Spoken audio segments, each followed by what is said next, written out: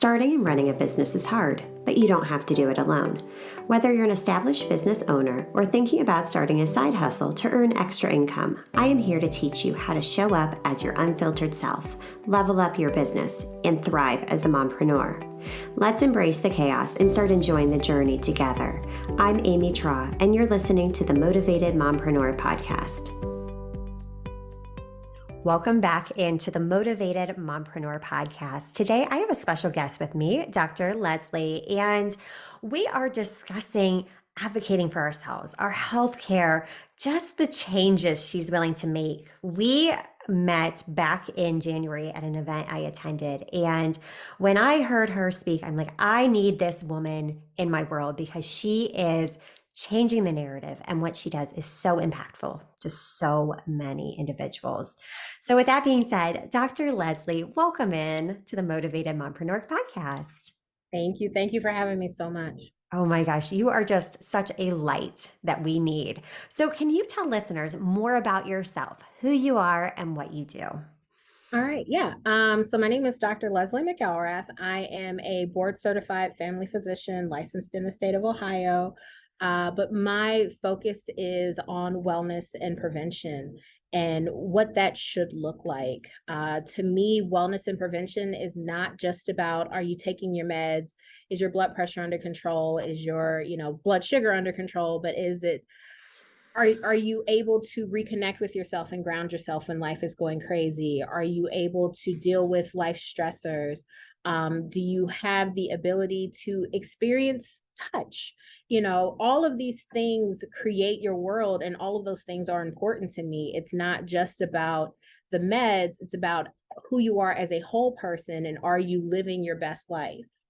Oh my gosh, so good. Because I feel like with modern medicine, a lot of us have lost touch with the whole person. So many physicians have lost touch. You go in and you see the doctor, they seem rushed, and you're in, you're out, you don't even know what just happened, and they give you a script for meds and you have questions, but you're just kind of going through the motions. So what led you to want to do something different?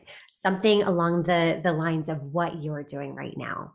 Yeah. So when I was in training, med school and residency, honestly, I was not your typical doctor. I was the one that was giving more time to my patients when they needed to. I was, let's say I was going in because we were supposed to talk about their diabetes, but I see the patient seconds from tears. I no longer care about your diabetes because that will always be there. But what's going on right now is what's important.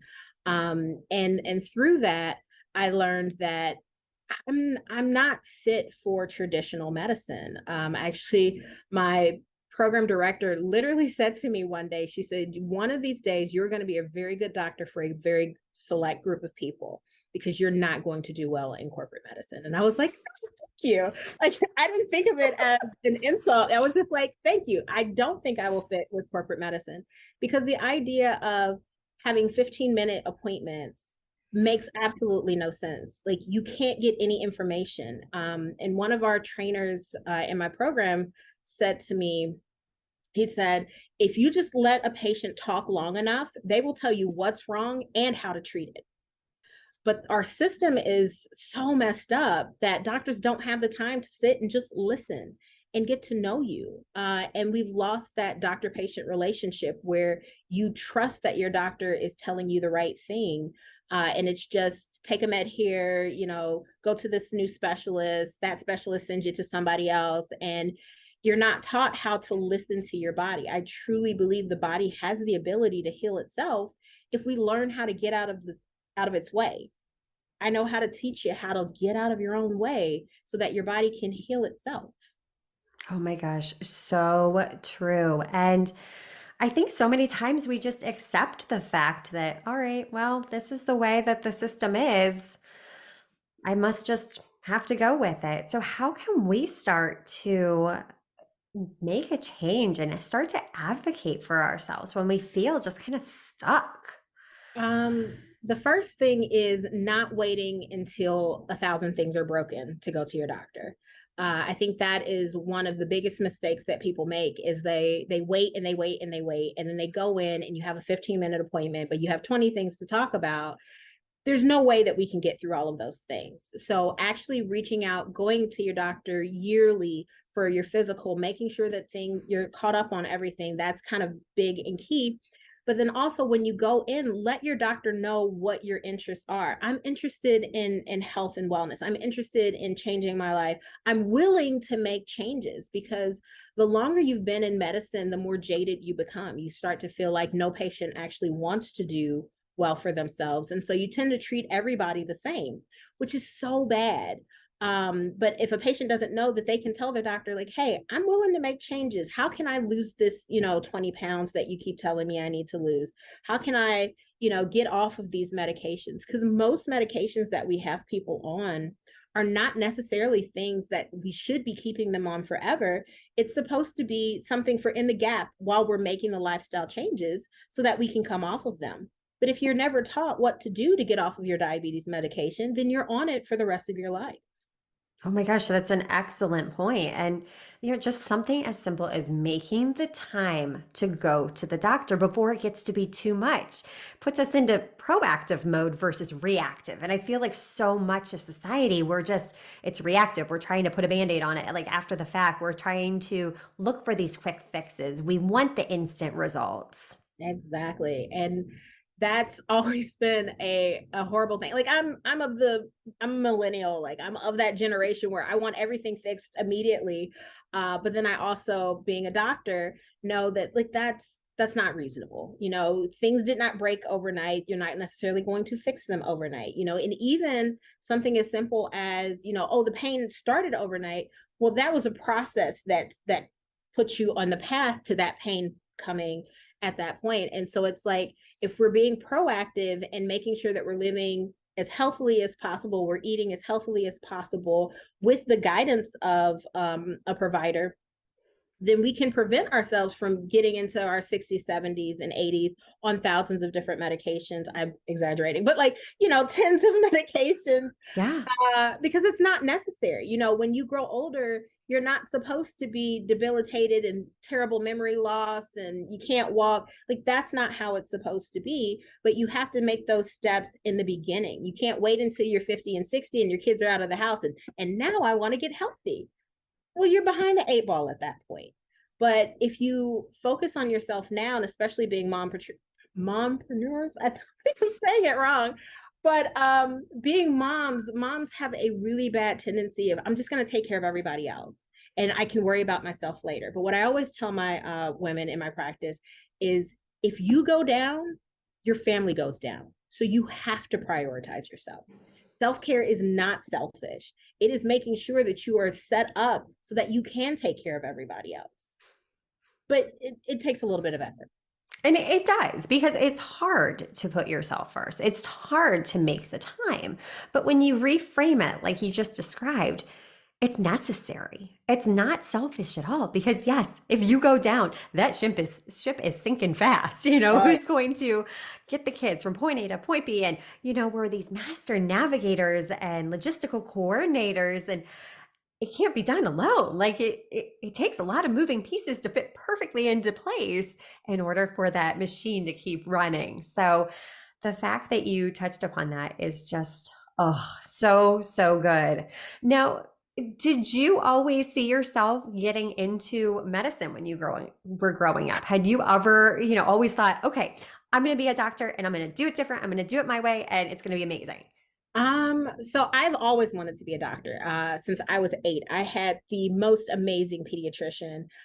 She was that person that you could go to with anything and she wouldn't judge you. And I wanted to be that person for someone else. Like I remember when I had to go to her and tell her, like, hey, I lost my virginity, and I'm 16 years old and I'm expecting her to like get into my case. And she's like, okay, well, were you safe? Do we need to do a pregnancy test? Let's get you on birth control. Like there was no judgment. It was all about education and making sure that I was living my best life.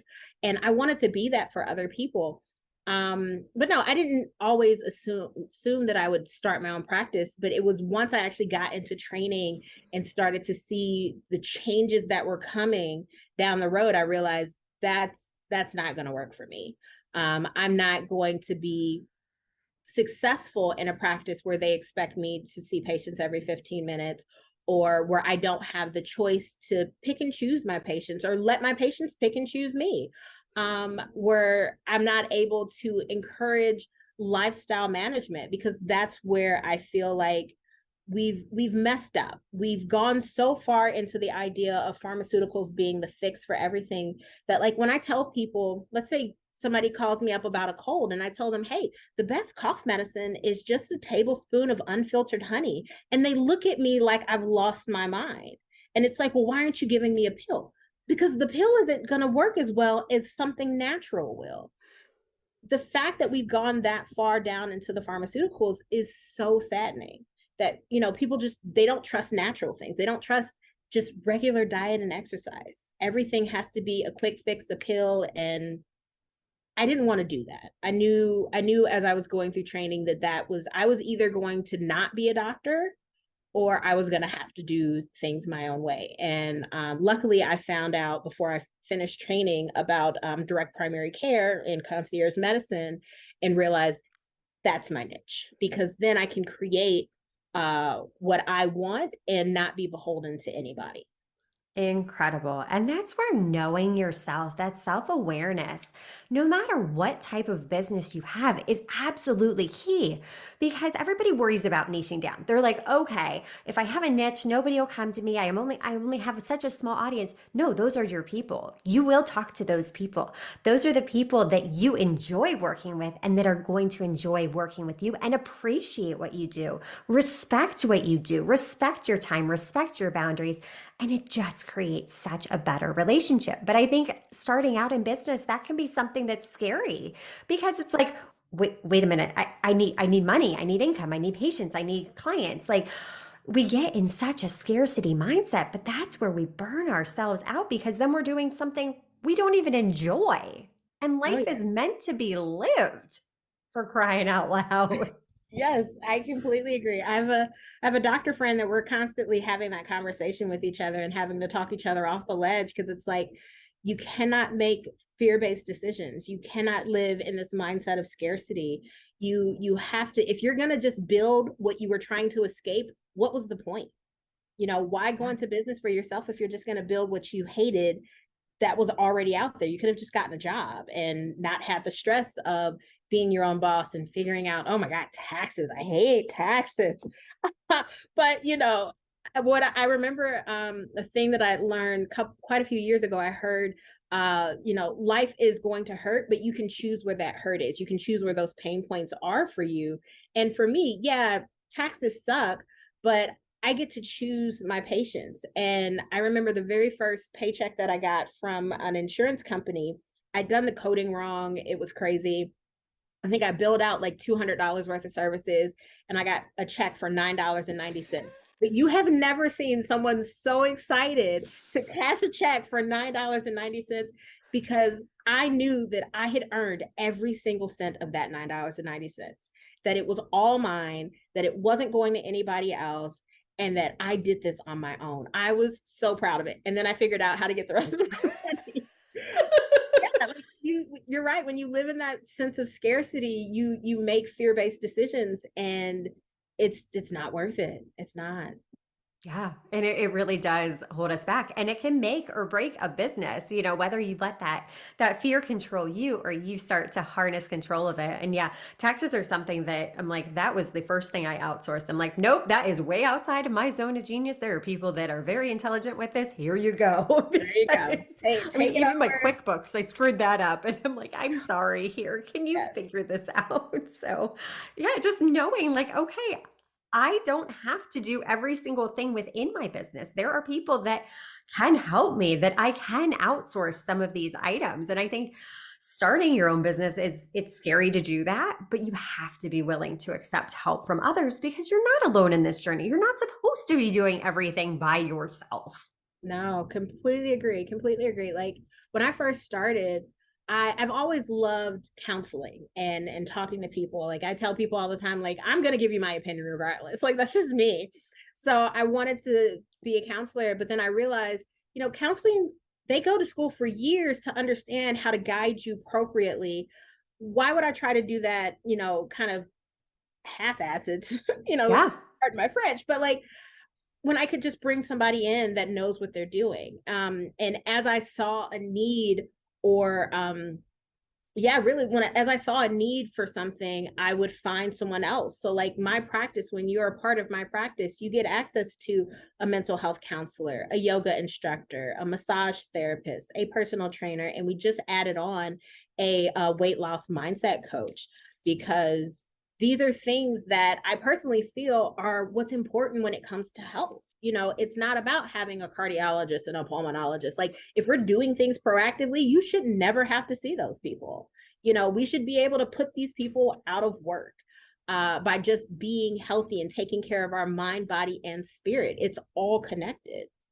Oh, I appreciate that so much because we forget about the mind and spirit. We get so wrapped up in, again, just fixing things after the fact that, yes, we can take steps so that we don't need to rely on all of these things down the road. And I just think what you are doing is incredible. It is so needed. And I so appreciate you being a pioneer navigating this change in society, because I think people are starting to wake up to it. We're starting to realize, wait a minute. Are there other, holistic solutions? Are there other things that I could be doing rather than popping a pill? I think we're finally starting to get it and we're Yeah. seeing it. So thank you so much for all of what you do. You are just phenomenal. So where can we find you? So my medical office is in Fairlawn in the Target Plaza on Market Street above the Panera. And surprisingly, most people don't realize that there is an above the Panera. The entrance to get to the second floor is actually to the right of the Great Clips. So if you go halfway down the Panera building, there's a Great Clips, and right next to that is the doors to go upstairs. You go down the left hall, we're right there. If we're not in, I've got brochures on the wall. And then I also have a website. My website is Monarch Ideal Care. So MonarchIdealCare.com. Check out my website. On pretty much every page at the bottom, there's a link to schedule a free meet and greet. Come in, sit down, talk to me, see if this is a good fit for you. Actually read through the website and see if my philosophy of medicine actually works for what you're needing, because there are some patients that need a whole system behind them. And what I tell my people is, it's literally just me and you taking care of you. There's no whole system. That's how I keep prices low. That's how I utilize technology. So, you schedule yourself online. You come in. If your appointment is at 3, you're coming in at 3, you're out by 3:30. It's not a half a day or a whole day off of work to go to the doctor. I'm not about that. I want you to respect your time, respect my time, be an advocate for your health. And I want you living. I don't want you in my office. I want you out in the world living. But yeah, so Monarch Ideal Care, we're on the second floor of the Panera building. The address is 2855 West Market Street, Suite 204. And yeah, that's how you reach out. Oh my gosh, absolutely incredible. Thank you, Leslie, for taking time out of your busy schedule to have this conversation, because it's going to benefit so many people and impact so many women. I hope so. I hope so. I just do this because I love it, and I like being my own boss, and I like helping people. Like that's why I got into this field, is to be able to help people, and working for myself allows me to help as many people as are interested in my brand of medicine. Oh my gosh, I love it. Well, thank you so much. And until next time, mamas, stop dreaming and start taking messy action. You've got this. Are you loving what you're hearing? Do us a favor and hit that subscribe button so you don't miss an episode.